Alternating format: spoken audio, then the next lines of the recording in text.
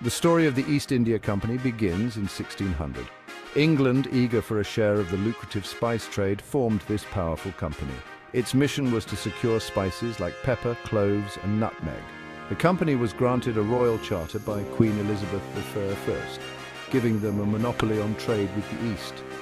This charter allowed the company to raise armies, mint coins, and even declare war. Initially, the company focused on establishing trade relations with the Mughal Empire in India. The Mughals, under Emperor Akbar, welcomed trade and granted the company permission to establish trading posts.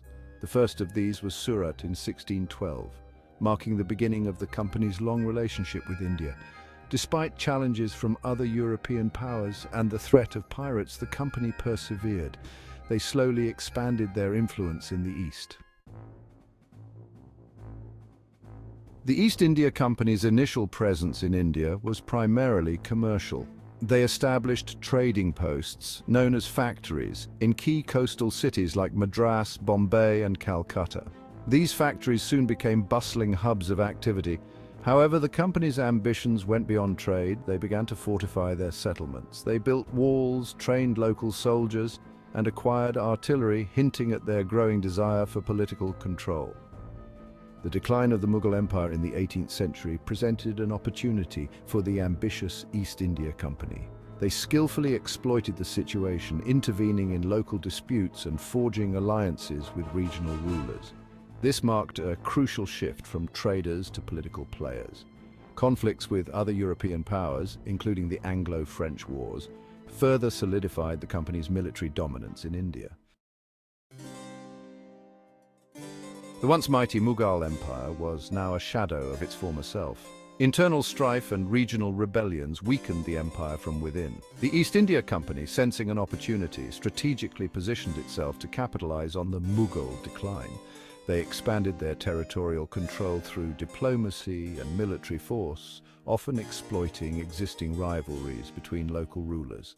The decline of the Mughal Empire created a power vacuum that the East India Company readily filled. They started collecting taxes, administering justice, and raising armies in the territories under their control. The company was no longer just a trading entity, it was now transforming into a de facto ruling power in India. Local rulers challenged the company's growing power, but the company's superior military strength proved too formidable. The company ruthlessly crushed any opposition, solidifying its grip over large parts of India. The year 1757 marked a pivotal moment in the history of the East India Company and India. The Battle of Plassey, fought on the banks of the Bhagirathi River, pitted the company's forces against Siraj-ud-Dowlah, the Nawab of Bengal. The odds were stacked against the company, but they had a secret weapon: treachery.